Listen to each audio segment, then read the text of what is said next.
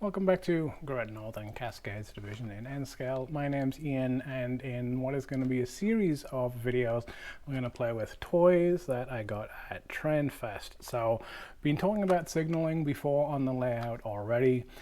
We've got the Seattle stations behind me up on this upper deck, and that's been in place for a while. All the turnouts have been in place, but it's all been hand of God coming in and having to throw them.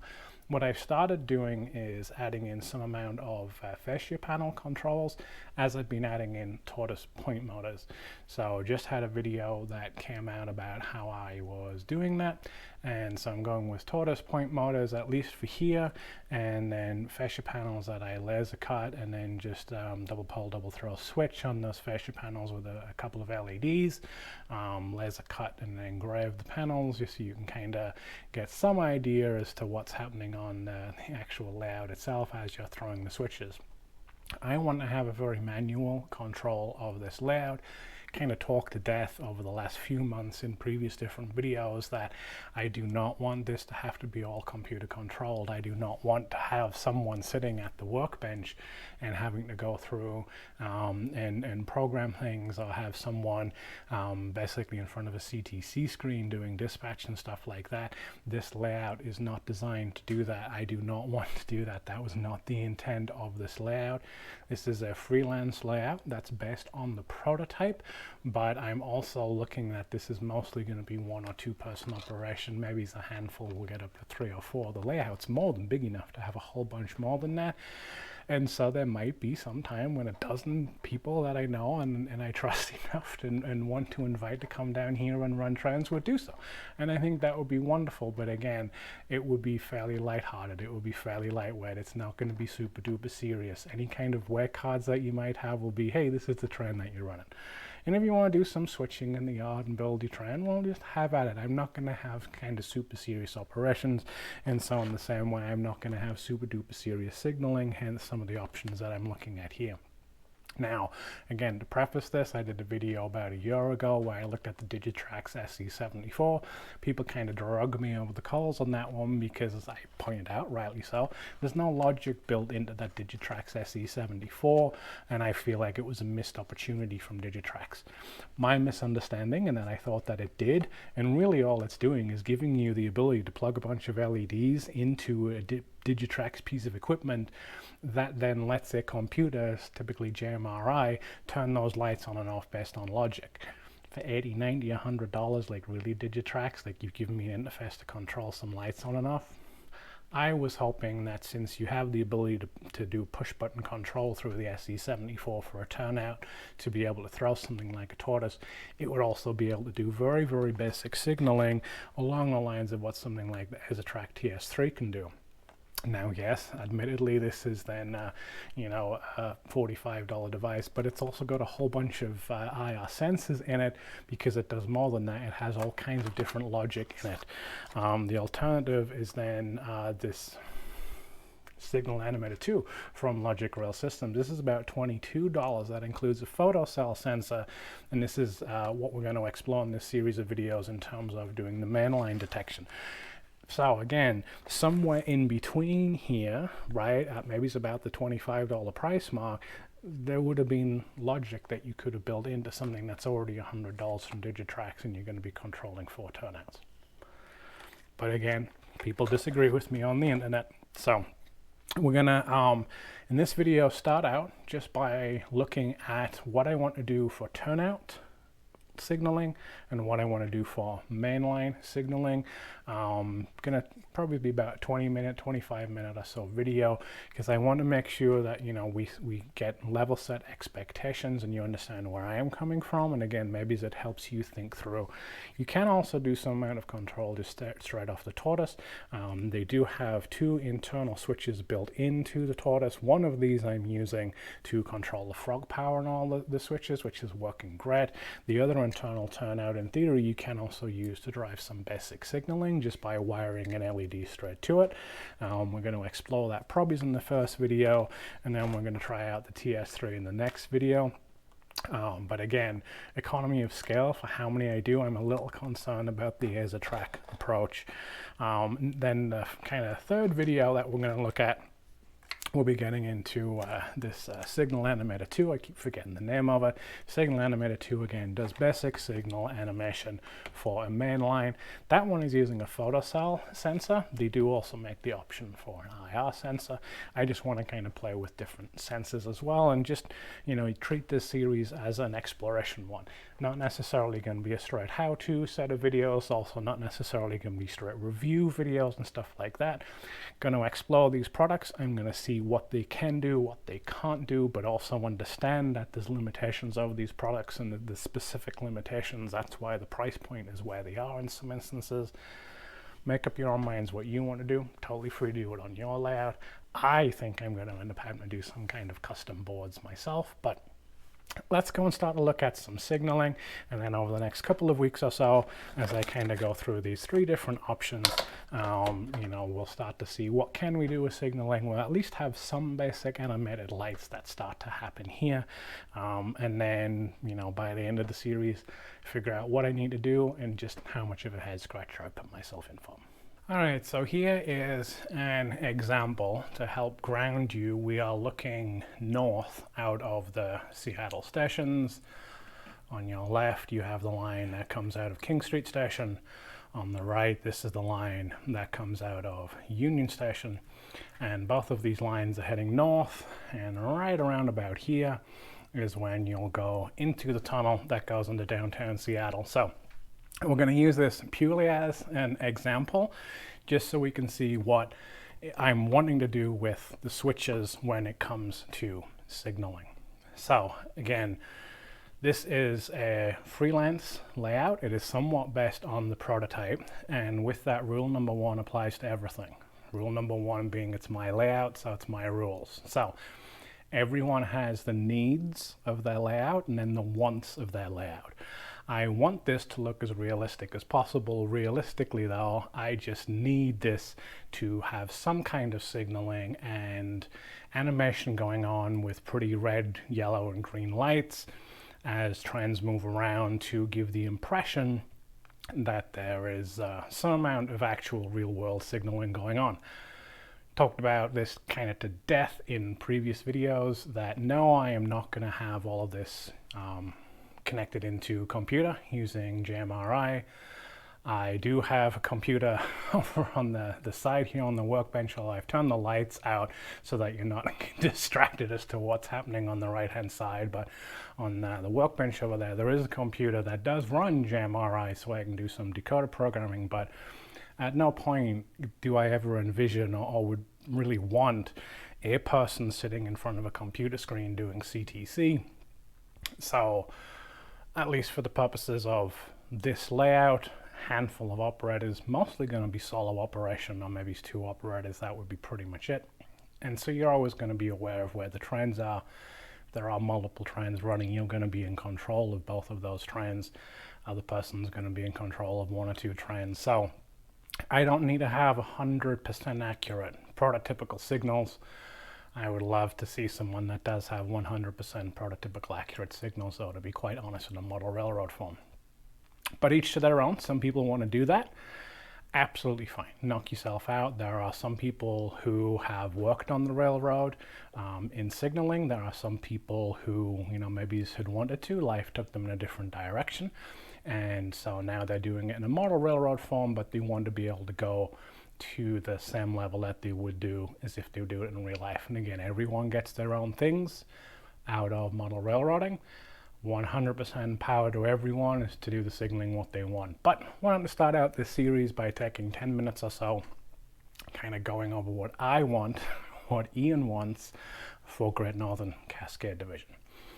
So we're going to look at 2 switches, just as an idea, but this would be the same for pretty much any switches on the layout. And then we're also going to move the camera down a little bit, and we're going to look at, it's not really block detection, but it's as trains will be moving around on main lines. So let's start out with the switches. So we have 2 lines here that are coming out of Union Station. There's also 2 lines just on the edge of your screen that are coming out from King Street Station. Those 2 come together, and then it's single main line that runs out for essentially Milwaukee Union Pacific. We're taking some liberties here. And then again, single mainline that runs out for what would be Great Northern, Northern Pacific, taking some amount of liberties. We can't run all the way down to Portland, so SP&S comes into Seattle. That could have happened, right? So this is a fairly common arrangement, basically 2 tracks coming into one. So this could be passing siding. On the layout, got a bunch of those, right? Monroe, Gold Bar, Skykomish, Leavenworth, all right? There's a bunch of passing sidings that we have on the layout. So again, don't worry too much about this being out the stations, but what you would usually have would be a 2 or 3 aspect signal head here, could be a dwarf signal, 2 or 3 aspect signal head here, and then usually a dual 2 or 3 aspect signal here facing for trends coming this way, right? So as you're coming down this track, you would have a signal head that would give some kind of indication. As you come down this track, a signal head gives you some kind of indication, right? And so you're going this direction, and so the lights are facing that way. This other 2 aspect head is pointing this way. The lights are going out that way for the trends as they are coming in here. Okay, so various different ways that we can do this. Obviously, we can tie it straight off the tortoise point motor that's hanging out right underneath here.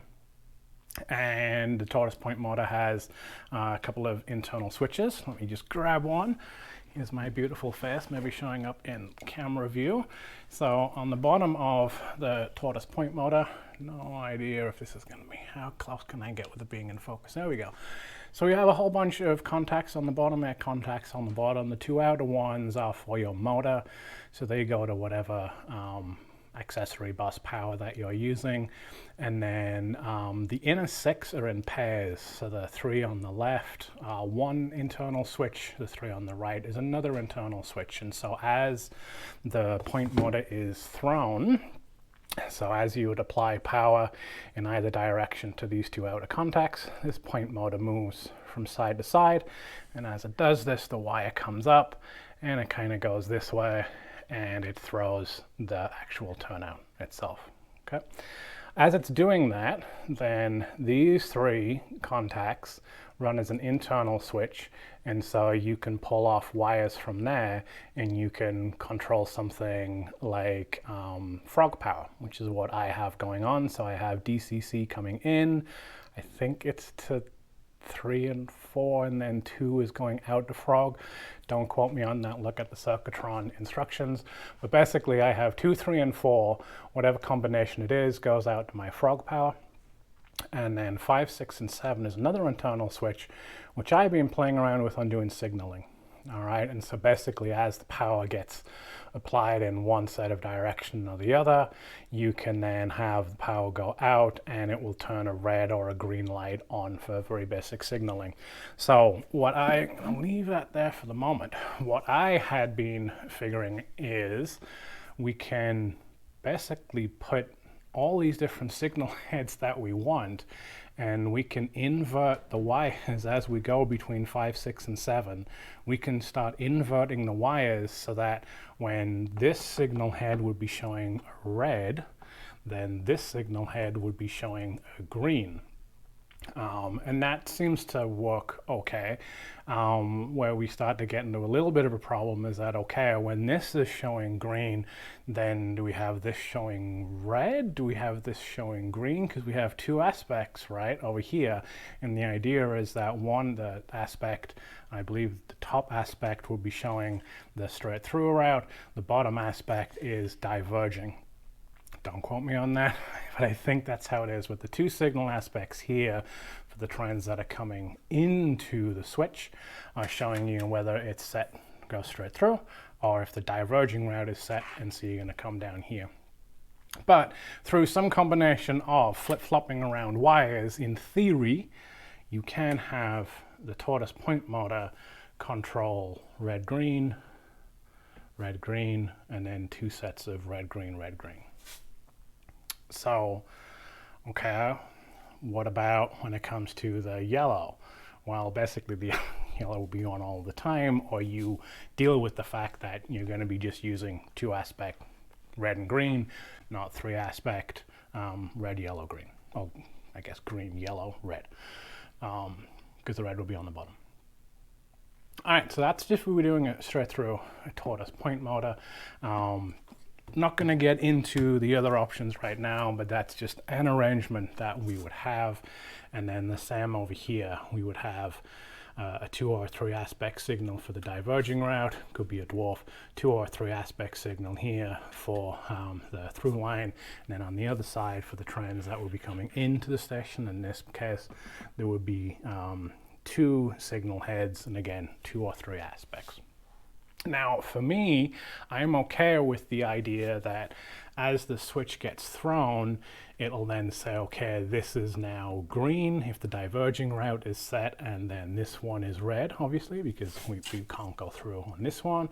And then similarly, when we're just going to be going straight through, we have a green light over here, and on the diverging light, we have red, so that, you know, if we have a video shot, almost like we have here, you know, then depending on how that turnout is thrown, the lights are set appropriately, and so when we move a loco out through the switch, it at least looks correct, right?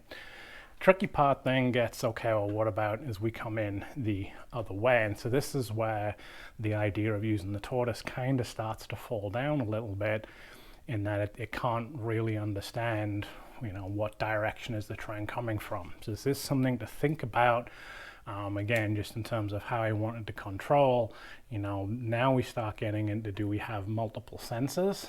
You know, you could have one sensor here, another sensor closer into the turnout, and the same, let's pick on the diverging route, we could have one sensor here, another sensor, you know, closer into the actual frog itself. And so, you know, depending on which sensor trips first and second, then there's some amount of logic it understands which direction we're going. Okay, if you tripped a sensor here first and then you tripped a sensor here second, obviously the train has to be moving in this direction. If you trip this sensor first, I'll come to the other side, maybe this makes more sense. If we trip this sensor first and then we trip this sensor, the loco has to be approaching the switch, right? So that's where it starts to fall down a little bit if we're just using the tortoise, because, you know, basically we're controlling red, green on this side, basically just to mirror what we would have over here, but it doesn't really help us in that we're giving a green signal for the train to leave, but in theory we also have a green signal for a train that's coming in. And I might be okay with that. I haven't quite decided yet. All right, some amount of animation will be good. I might be okay with that, because in theory, would you be seeing it? Well, probably not, but it does become a little bit of a problem if we have a camera set up like here, so we can see a train as it comes out of the mouth of the tunnel and approaches the station. Technically, depending on which platform it's coming into, we have a green light. Depending on which way the turnout is thrown, both of them should actually be red because we have an inbound train. No trains are cleared to come out, right? We have a train that's coming in. Both of those should be red. So I kind of need to think through, am I okay with that? If I have the animation of the lights as we go out, and yeah, maybe I'm okay with that, at least for now. So that's kind of where, you know, the basics of how the signaling would work around here. And so then some of the different products that I have, like I say, we get into then starting to put in sensors if we just don't use just that basic tortoise motor. And that then starts to give us some idea as the trains are coming in, as they're clearing the sensor. You could then set a delay on some of them so it goes to yellow, maybe after, you know, 15 seconds or whatever. Once the train has cleared the sensor and it's moved on, you figure out what is the speed where it's kind of disappeared into the tunnel. So then you say yellow, and then you figure out another 10 or 15 seconds, now it's gone green, and you're simulating. You're not really using block detection. You're kind of giving the simulated effect that it would work. So let's now move down the camera a little bit, and we'll look at, other than turnouts, switches, what I want to do kind of on mainline signaling. All right, so we've come down basically to the mouth of the tunnel. Mouth of the tunnel is going to be somewhere around here.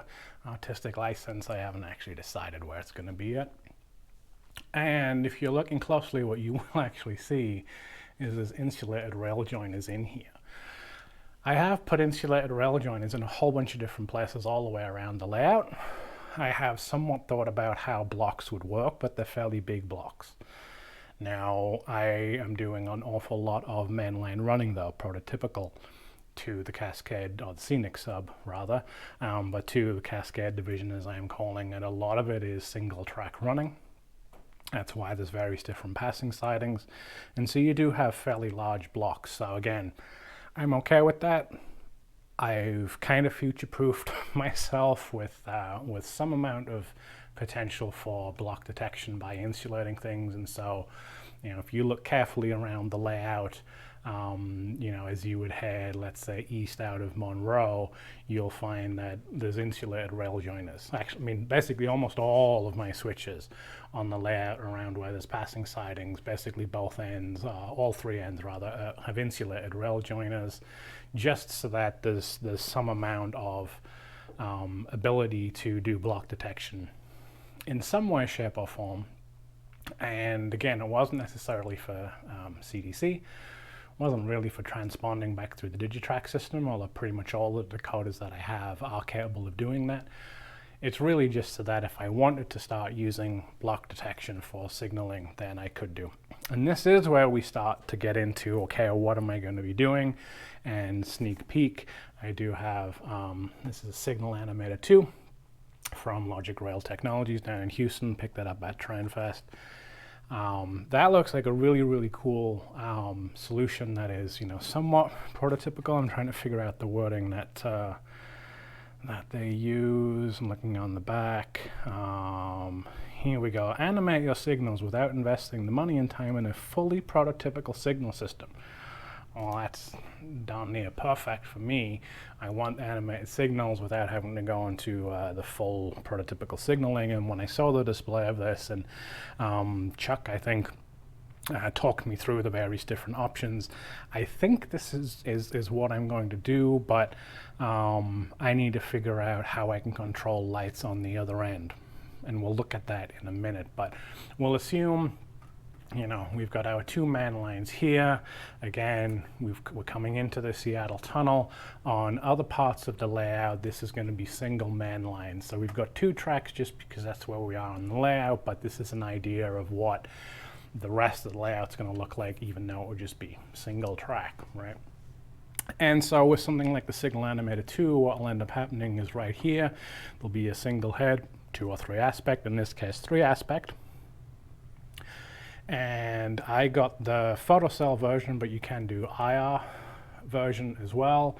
Photocell because for the most part my lights are going to be on. I don't know how much night kind of operation I'm going to be doing, so we'll see if that bites me in the butt by going photocell rather than IR, but it does save a bit, and especially economy of scale with the amount of signaling that I need to put in. Photocell makes a little bit more sense when you start to multiply out the cost of doing IR instead, but you know, we'll see. Again, this is just me testing. That Logic Rail Technology solution might not be the way that we go here. One thing that I forgot to say, again, kind of a little bit of a sneak preview back on those turnouts, I do have the EZATRAC TS3, and John from EZATRAC have given me a really good demonstration and talked me through that. And so this is one example, rather than using that tortoise control back on the turnouts, as to how we might be able to control those signals. Again, it's using infrared. Actually, this one is using infrared because I wanted to kind of see the difference between using the photocells versus infrareds. I'm not entirely sure if EZATRAC could do the photocells anyway, but again, all of this is just different options for me to try it out. Stop waffling. Get back to mainline. The idea is that you'll have probably 1 or 2 sensors, again, depending on the solution. You would have a sensor in here, so if we stick with the signal animator 2, 1 photocell sensor that goes in here, and then the signal head just after. And so the idea is that as the train passes through, trips the photocell, okay, it knows that we're going, and so it will then set the light accordingly. And then as the train has cleared the photocell, it then starts a delay, and so 10-15 seconds as the train's moved around, the signal then goes to yellow, and then again another 10-15 seconds the signal will go to green. And so as the train moves through, you get red when it trips the photocell. Once it's cleared after a delay that you can configure, it goes to yellow, and then again after another delay it will go to green. So it gives me some animation as the trains move through. You know, it would trip.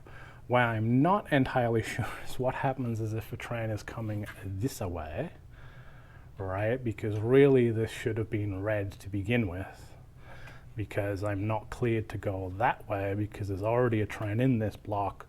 And so when the train comes through here, what should happen is the signal goes from being red to, as the train hits the sensor and then it clears the sensor, then it will go from red to green. In theory, because now we've cleared, this block is clear. I don't think that the signal animator 2 can do that. It's designed for trains running that way, not necessarily for trains running this way.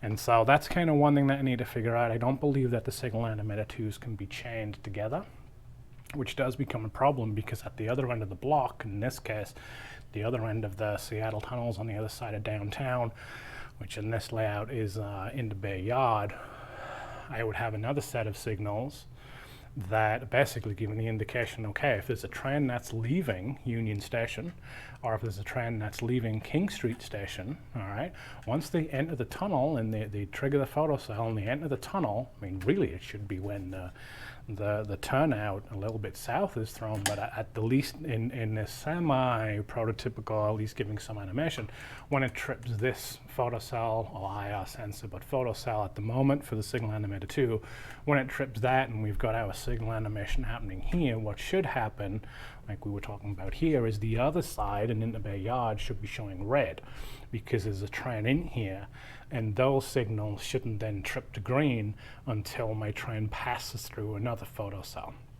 I don't think the signal animator 2 can do that. When I talked to Chuck, I believe he said that was intentional to keep the cost low. It was to do basic animations. 110% on board with that. It's not at all a knock on Logic Rail Technologies. That's what it does. That's what it's designed to do. I'm totally on board with it. I'm trying it out here, but again, needs and wants.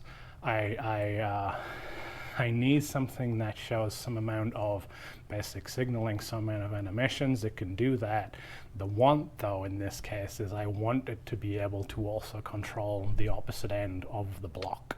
And I don't think that that can do that. So that's why insulated rail joiners are in place around the layout in what would be some of these blocks, because again, I want to play around with some ability to do that. The problem that I had with the Digitrax SE74, which some people kind of dragged me over the coals about, when I had hoped that the SE74 was able to do some amount of logic and controlling signalings, and it can't. It's just like, it's a goddamn $90, $100 box that just lets you plug a bunch of LEDs in and then a computer can turn it on and off. And for $21.95, Logic Rail have something that has the logic built in that can start to control signal heads. And in terms of ASATrack, for about $45 or so, you have something that can control 3 entire signals around an entire turnout with the logic as it goes between the lights. So in my mind, I still maintain my argument that Digitrax missed the boat with the SE74, and I haven't found anything else in the Digitrax product lineup that includes the logic to do crap like this. If I am missing it, please let me know. Do not mention JRMI. Do not mention anything about plugging it into a computer. Do not mention anything about writing code. I don't want to hear it. I've worked in computers 25 years. I work at Google. The last thing I do when I come down here is to screw around in front of a computer trying to program stuff. So again, this is just hopefully an overview as to what we have going on in terms of mainline signaling. That is my puppy playing around with an ice cube, making a bunch of noise upstairs. Little punk that she is, 4-month-old golden retriever. She'll show up at some point. She is the sister to Becca, my 3-year-old golden retriever. And if you're a long-time follower of the channel, you've seen Becca grow up from a puppy about 4 months. So that was what the little noise upstairs was. But hopefully this introductory video as to my needs and wants for signaling now will start to make sense as I start to explore the Signal Animator 2, the TS3 from Track, and also playing around with the tortoise. What I think is going to end up happening, so if we kind of, go scientific method, my hypothesis here is that there isn't anything commercially that does what I want to do. Right? I'm a special snowflake, and I want a little bit more than what the Signal Animator 2 can do, but I don't want to go all the way to something like, I believe it was Signal Logic, guys out of Edmonton, that have a much more complete product. But again, it's because he's a real life signal engineer who is now bringing it into model railroad form. But you do have to program it on a computer first, then it can run standalone. It can chain things together. Track have stuff where you can chain things together. But it's this block detection piece, or as when we're looking at doing turnouts, okay, you can control the logic around a turnout, but now what happens if I have a trend that's coming into the turnout from further down? Like, I know that the answer really is JRMI. I just don't want to accept that. I guess I can acknowledge that, but I don't want to accept that maybe. And so yeah, I'm trying to test out some of these products in this series of videos that are going to be coming up over the next couple of weeks or so. Try some of these out. They might work perfectly for you. What I feel like, again, my hypothesis is that the commercial stuff that's available, the commercial stuff that I've looked at online, that I pick people's brands on at TrendFest, that I saw at some of the shows, talked to some of the vendors about, there's not really something that I want at the scale that I want because of the cost. There are things that can do this, but again, the economy of scale, I need so many of these on a triple deck layout with well over 500 feet of mainline track. And so I think what I'm going to end up doing is probably designing my own little board that has some kind of logic built into it that's going to be specific for this particular scenario. And I can do some amount of integration with block detection at a very basic form without having to get into JRMI, controlling things with logic there. And it may well honestly end up using some of these commercial solutions. I believe that the Signal Animator 2 can take a feed in from some kind of DCC block detection, be that NCE or in this case Digitrax, little block detection modules that can sit under the track. So there are a whole bunch of different options. This series is going to be exploring some of what's commercially available, and then at the end of it you'll have explored some of this with me. Some of it might be useful for you. We'll at least then have some signals that I'll probably leave up for a little while running off of these products, but ultimately my hypothesis is that I'm going to end up having to do something myself. That's what I had to do in my previous layout, Newcastle Central, double low gauge British layout, because the commercial options that were there were going to get way too expensive. The passenger station had 23 turnouts on the north and south side. I had to have multiple routes connected, and the commercial options were just prohibitively expensive. And so I feel like that's what we're going to get to here, but I am going to be happy to be proved wrong on this. Join me along for the journey. Feel free to leave some comments on this first video, maybe with some suggestions, but again, please do kind of temper the expectations on my responses, that I have explored a whole bunch of these. I have ruled out a whole bunch of things already, and at the moment the Signal Animator 2 and the TS3 are kind of the best options that I found that are getting close to what I want. I'm just needing to figure out that last kind of 5% to get me all the way there. So thanks for following along and watching this one. Next few videos should be coming pretty soon, because I'm immediately going to start breaking into the blister packs of these things and trying them out. So cheers.